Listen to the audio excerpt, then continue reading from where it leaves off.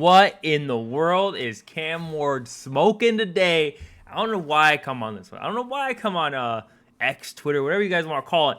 But I came on here today because I was just looking for different ideas to make videos. And I see this.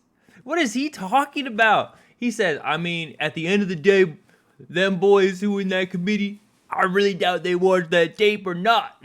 We're playing better defense, in my opinion, than the SEC. What? You don't play that. Miami don't play defense. That's the problem. That is the problem.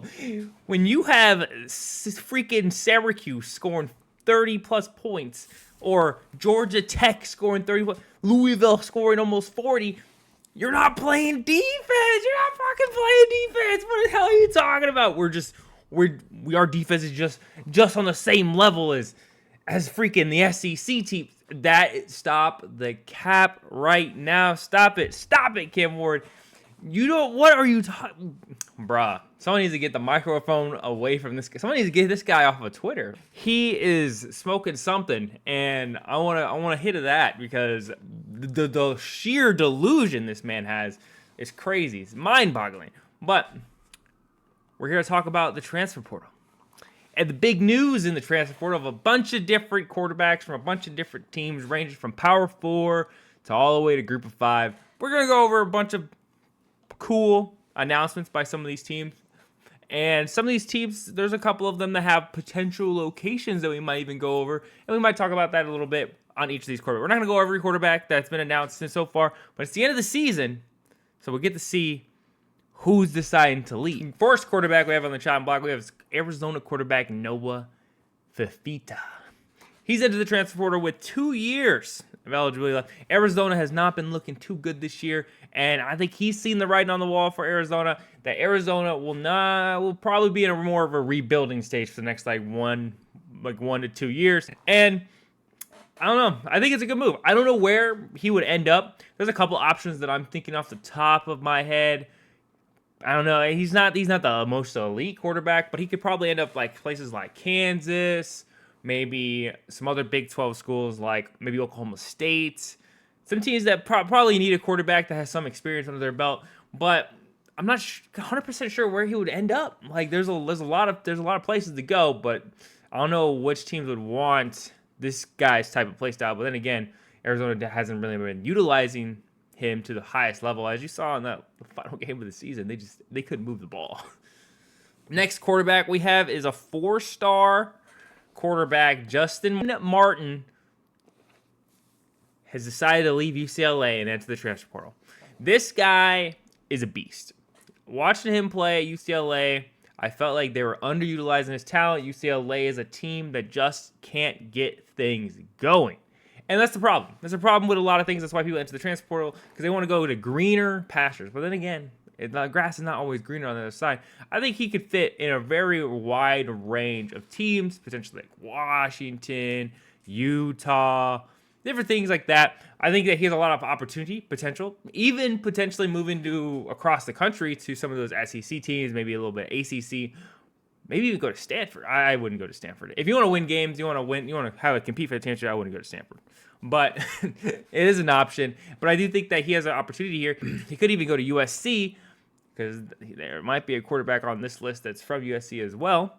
But I do think that there's a lot of opportunities for this guy to really shine. He hasn't been really utilized to the fullest extent in the UCLA realm. And I think that giving him a chance at another school would definitely be an option. Next quarterback we have is Oklahoma QB Jackson Arnold. He was a top 10 recruit coming out of high school, and he showed a lot of prowess. He showed a lot of stuff going on. He did beat Alabama. That is true, that his team did beat Alabama. And I think that he's a lot of opportunity here. And Jackson Arnold could potentially go to teams like Michigan or Oklahoma State or things like that. But I don't know. Oklahoma this year has been looking off and on, and you can blame the quarterback, you can blame the coaching, you can blame everything around. And I think that he's going to have to prove himself somewhere along the line, which might end up him going to a smaller school, like a smaller school in the ACC, a smaller school in the SEC. I don't think there's a lot of drive for him to end up at a bigger school. Even he could potentially go to a school like Boise or Oregon State. I think Oregon State needs a quarterback. Washington State, things like that. But I just don't think there's a lot of like room right now for all the quarterbacks that are leaving for a Jackson Arnold to really shine or even find a way on these bigger schools. But when there's a will, there's a way. Next one, big news coming out of Iowa. You know, guys, if you guys have been following the channel for a while, you guys know I'm an Iowa Hawkeye fan. But I don't know if I ever talked to you guys about this, but I am not a Cade Makara fan. I think I was like, I had high hopes for Cade coming into the season he first entered the Iowa realm, but there was still a level of like, there's a reason you got kicked off the team at Michigan. Like there was something about you that just wasn't working. And if you were working, why would you leave a team like Michigan, a team the next following year would win the championship? So there was a lot of like, I don't know. And then we still had Brian Ferentz on the team, and it was just like I knew the offense was going to look good. He's gotten hurt twice. It just hasn't been looking good for Cade. Cade's 7 years in now into college. Like this guy doesn't want to leave. Like go get a job, bro. You're not going to the NFL. Go get another job, brother. I don't know where he's going to go. I don't know what team's going to pick him up. I don't think there's going to be another big school. Maybe a smaller Big Ten team might pick him up. Maybe he'll go to like Northwestern or Illinois or Purdue. Purdue needs a team. Maybe he'll go there. But I don't think there's going to be a team that's going to be like, dude, I really want this Cade guy. He had a semi-good season at Michigan with a really elite defense. And then he went to Iowa, got hurt, and then he came back a year, and they still sucked. And he just could not throw the ball. He couldn't lead the team to victory for anything. So Cade, in my opinion, is probably going to be one of those duds. He's not going to not play next year, but I don't think you're going to see him do really much of anything after you get kicked off. He didn't get kicked off, but essentially like forcibly removed from the Michigan team and not do too hot at Iowa. And I think the writing was on the wall at Iowa. Like this was going to be your last year, Cade, if you don't perform to the highest level. And then next we have Vanderbilt quarterback Nate Johnson.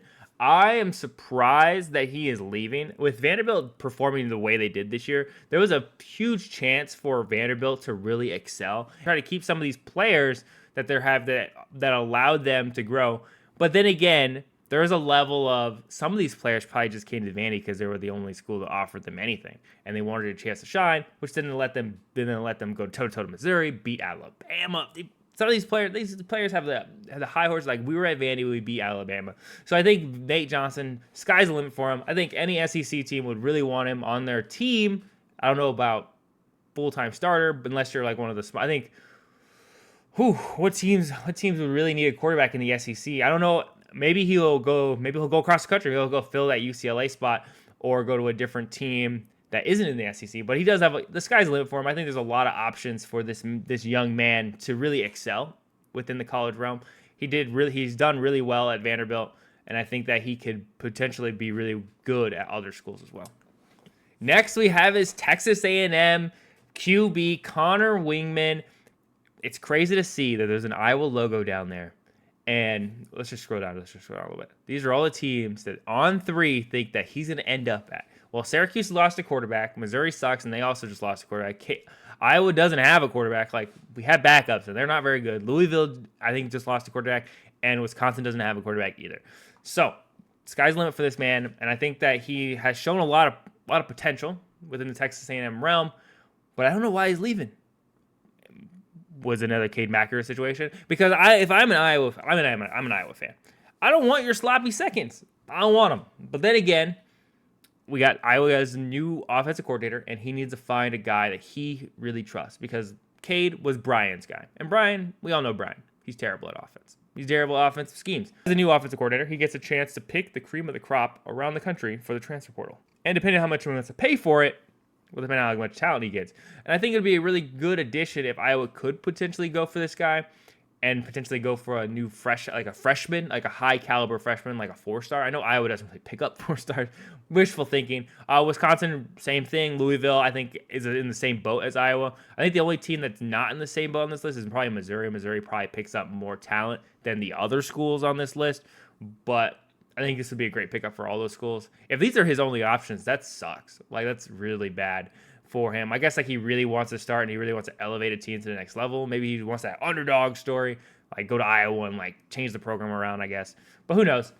Next quarterback, probably not a lot of people know who this guy is, but Liberty's quarterback, Kaidon Salter, he's entering the transfer portal. I added him because Liberty had an undefeated season last year, and there was a lot of high hopes for Liberty this year, but then Liberty started losing to really bad teams. I think they started undefeated, then they went on like a 4-game losing streak to a bunch of bad teams. There was opportunity there. I think that he has shown some pretty good offensive talent. I watched a few of the Liberty games here or there.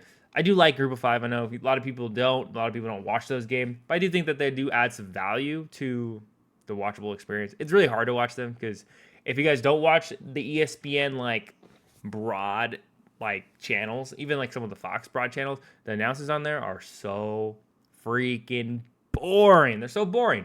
And no one wants to watch that. It's so freaking boring. And I get it. Usually I just like put it on like a laptop, turn it down really much, and I just kind of like watch it happen as it's going while I have a bigger game. Next low tier, I guess low tier, I mean like lower school, is Chubba Purdy. Nevada was Chubba Purdy, Brock Purdy's brother. I think the sky's the limit for this guy because at Nevada, he has been performing to the highest level. Like, he's really good. Like, I'm not saying he's NFL all talent, but he is really good. Like, he's a good QB. As you see in this like article from On3, he went to Nebraska, he went to Florida State, little visits there. That's crazy that he went to Nebraska is looking for a quarterback. Their quarterback isn't bad. Like, he's a freshman, and he started the season out 5-1, and he had he had 4 rough games like on that stretch there. But I think there's a lot of opportunity there, the sky's the limit for the Patrick Mahomes lookalike. So I don't think Brock Purdy's brother, Chubba Purdy, will have a good fit in Nebraska. I think Florida State would be a better option if he decides to go there. Florida State decides to pick him up. And I think that he has a good opportunity here to really elevate his talents and potentially even be like Brock Purdy, where you were underrated overall in college and weren't utilized to the highest level, and then you go to the NFL and you perform really well. Lastly, but surely not least, we have is USC's QB, Miller Moss. Miller Moss is a quarterback that has a lot of talent, and USC did not utilize this man to the highest level. I think I'm not a coach, so I don't really know what he's out there looking like outside of the games, but there was a lot of potential there. He was really good in high school, and he had pretty good stats for what their record was, and he competed. And if you look at this list, he has Michigan, Auburn, Iowa's back on the list again, and Louisville, which they all need quarterbacks. Well, Michigan, I don't think Michigan needs a quarterback. Michigan is paying an extreme amount of money for a high school player. So I think they're going to start that guy right away. I don't think there's going to be a person ahead of him to like teach him how to play football. I think Michigan's going to we're paying how much? $10 million? Yeah. Get over here. You're starting. You're freaking you're getting in the pocket right now. Auburn needs a quarterback. I think Auburn needs a quarterback. I watched that game. I watched a few games of them, and they definitely don't look like they're moving the ball too well, especially against Alabama. That game was a little rough to watch. Auburn just could not move the ball. And Iowa, like we spoke earlier, I would love to have another quarterback. I definitely would rather have the Texas A&M quarterback, but Miller Moss is still good. Like, he's not like a bad QB. And Louisville needs a quarterback. All that good stuff. But I think the transfer portal, for all of its faults, I think it was one of the best things to add to college football. And allowing them to play immediately after they transfer was another good W for the NCAA and their rules, because these players should be able to move around freely and be able to play football where they want to play and not where they're stuck at. Like, if it's a person like all the smaller schools like Nevada and all the smaller schools, if you go there and that was just the only school that offered you a scholarship of any kind and you perform lights out, why can't I leave and go play somewhere else where the grass is greener and we have potentially win a championship, or even develop my QB skills to be noticed by NFL scouts and et cetera, et cetera. I love the transfer. I think it's really good. I think that there's a level of like moderation when it comes to the transfer portal. And I understand people's gripes with the transfer portal that, they just don't stay. You can't develop a player. But like, they are developing. You're just leaving them on the bench for 3 years and they get their senior year they're able to play. Nah, I want to go. They want to play now. If they want to go transfer to a smaller school to play, let them play. They want to play football, let them play. So that's my opinion. And that's all I'm going to have for today. Thanks for watching. Peace.